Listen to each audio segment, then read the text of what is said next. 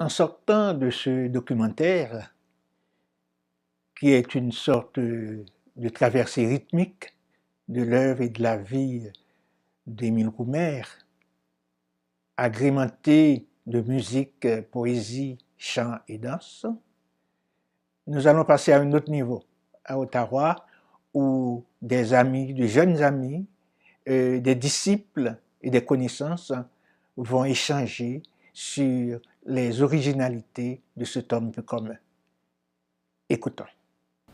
Bon, je commence d'abord par vous remercier, mesdames, messieurs, d'être venus et pour cette petite rencontre autour d'Émile Roumer. Et moi, personnellement, dans ma vie, j'ai toujours eu deux activités esthétiques très solitaires, c'est l'écriture et la peinture. Mais à un moment donné, j'ai voulu être solidaire, ça veut dire travailler avec d'autres et associer l'écriture, la peinture au cinéma.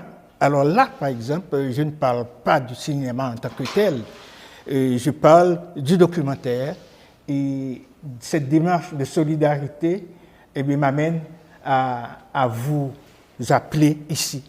Donc c'est avec bonheur que je vais m'entretenir avec vous sur Émile Roumer. D'ailleurs, c'est l'homme que j'ai choisi pour ce sujet que j'aborde pour la première fois.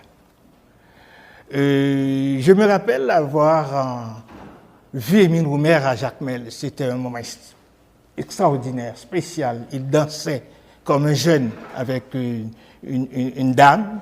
Et la propre mélodie de son poème « Marabout de mon cœur ».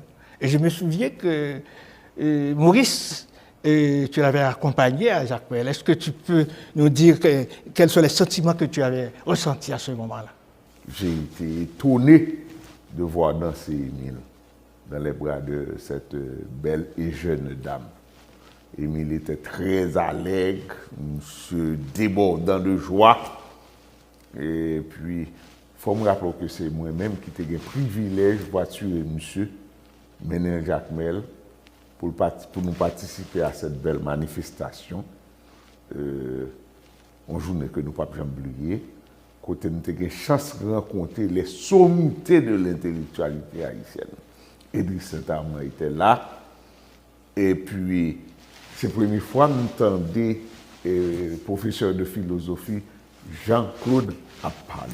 Ça, vraiment, c'était impressionnant. C'était un véritable bamboche littéraire, un bamboche du beau parler.